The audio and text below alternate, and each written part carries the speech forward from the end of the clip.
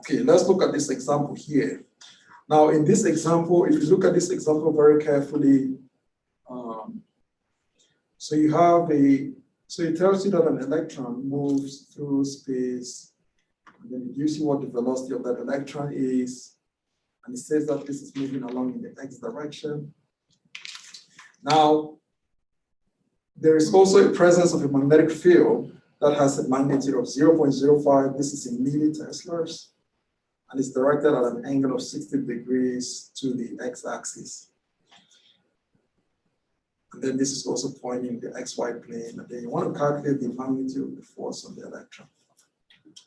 So this is represented on this picture here. So this is my x, and this is my y, and this is my z.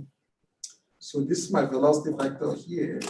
Now the magnetic field vector is pointing so that it makes 60 degrees with respect to the velocity vector. So in this case, I can say that theta is equals to 60 degrees.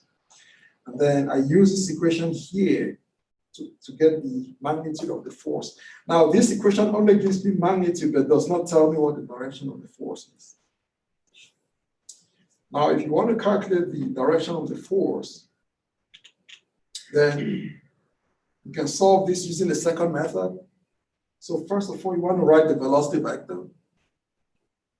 And then you also write the magnetic field vector. And then we know that an electron carries a negative charge. And so if you do everything here and cross everything, you see that it gives us the same magnitude. But here, it tells me what the direction is. So the negative sign here tells me that this is pointing in the, it's pointing down. So that's the force. So for me, when I solve my problems, I always prefer, I prefer to use this equation directly because, so using this equation, I don't need to worry about the right-hand rule. But if you don't want to use this equation, you can use this equation to get the magnitude of the force, and then use right-hand rule to get direction. It's like two steps, right? But the way I prefer to solve it is that I prefer to solve it from first principle. So first principle means that you just identify what the velocity vector is, you identify what the magnetic field vector is, you identify the charge of an electron, and then using this equation, it tells me both magnitude as well as direction. So that way, I don't need to worry about right-hand rule and stuff like that. Okay. All right. Now, I already said that. So in terms of looking at the direction of the magnetic field,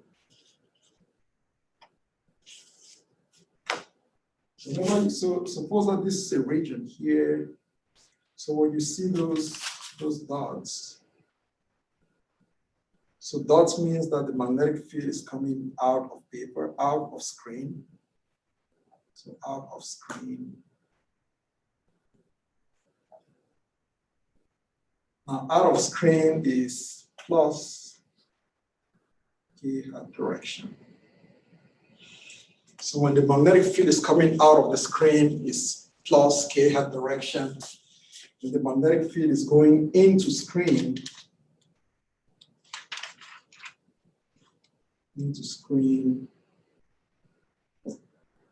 then this is negative k hat direction.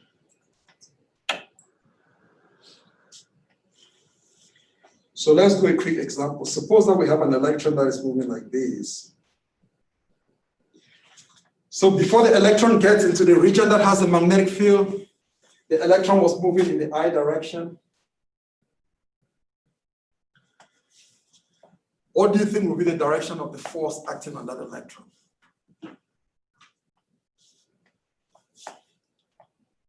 Negative J.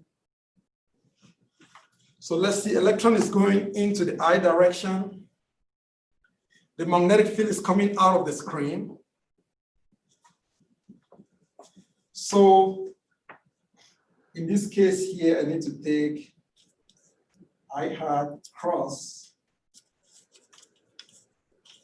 k hat, which is equal to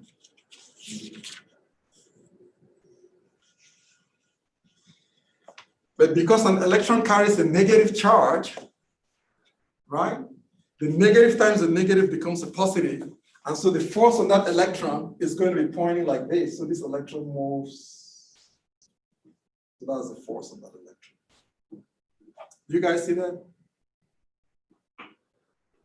So the force is pointing the plus J. Because this is an electron.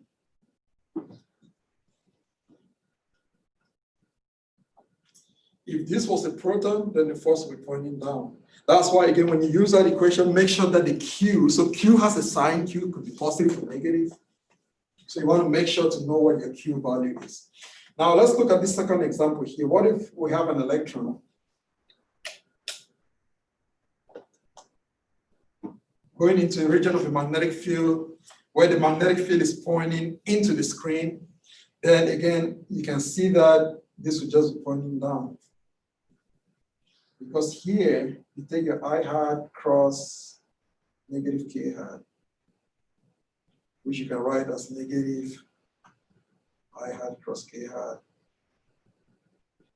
And because I hat cross K hat is negative J, so this becomes plus J hat. But because the electron carries a negative charge, so the negative times that gives you a force that is pointing down. So the force will be pointing in the negative J direction.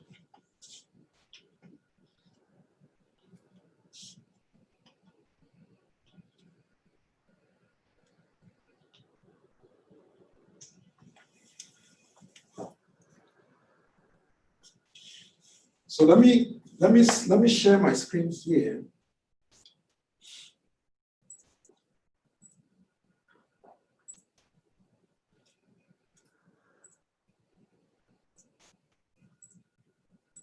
I want to talk about one application of some of these what we're talking about here.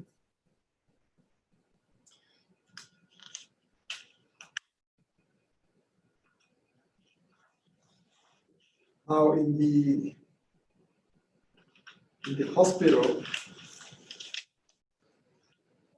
so radiotherapy is the use of X-rays. So it's the use of very high energy X-rays.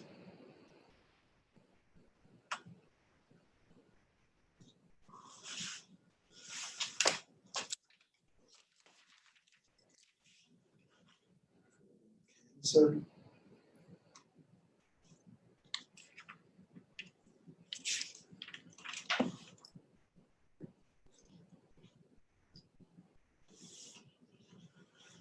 now, so the source, so where do I get the source? So what source of the X-rays?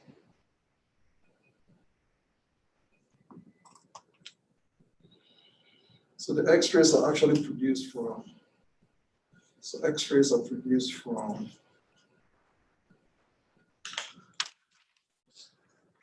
very, very high energy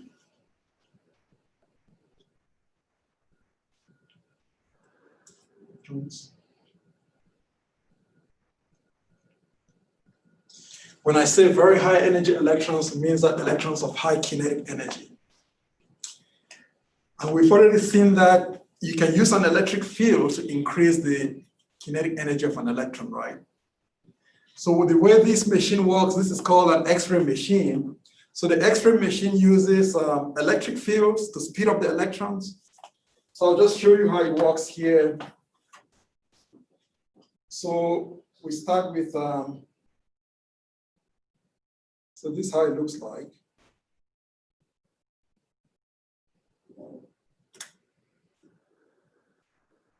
So this is called the electron gun.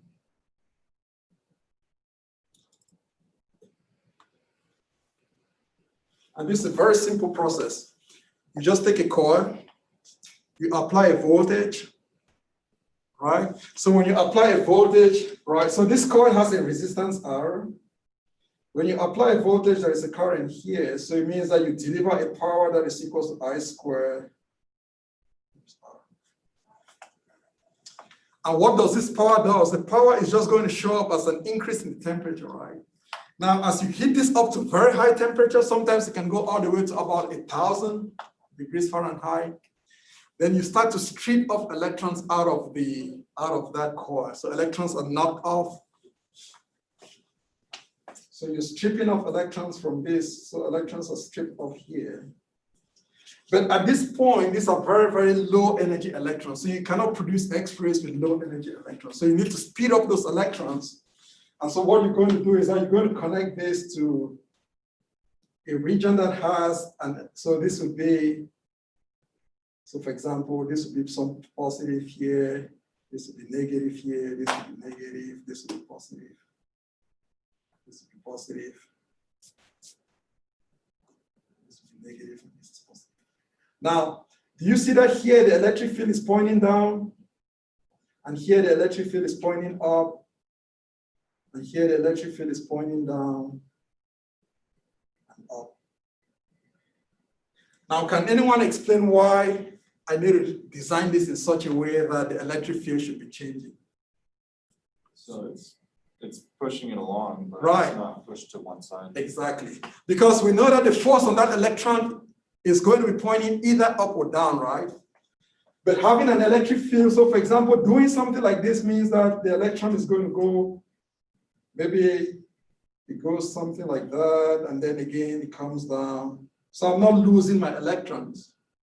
But by the time that these electrons exit this point, so for example, let's say that we apply 1,000 volt here, apply 1,000 volt here, apply 1,000 volt here, apply 1,000 volt here.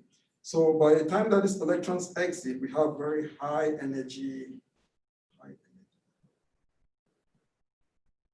electrons. Now, these electrons, I want these electrons to strike, so this is called a target.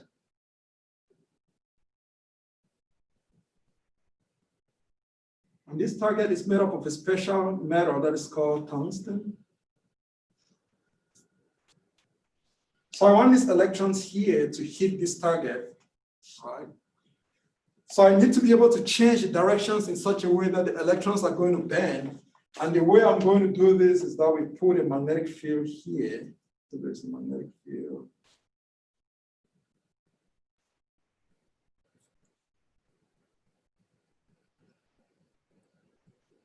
Such that these electrons, again, we'll talk about this, these electrons can make, so this is called the bending.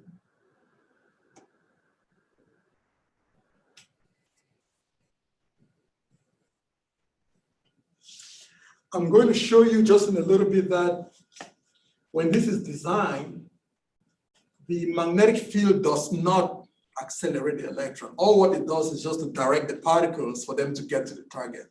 So we use electric field to increase the speed of the electron, and then we use magnetic field to direct the electron such that it gets to the target. And once those electrons react with the target, then this is when it's going to generate the X-rays.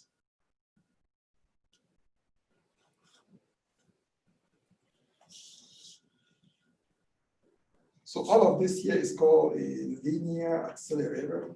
And if you guys can look this up even on Google.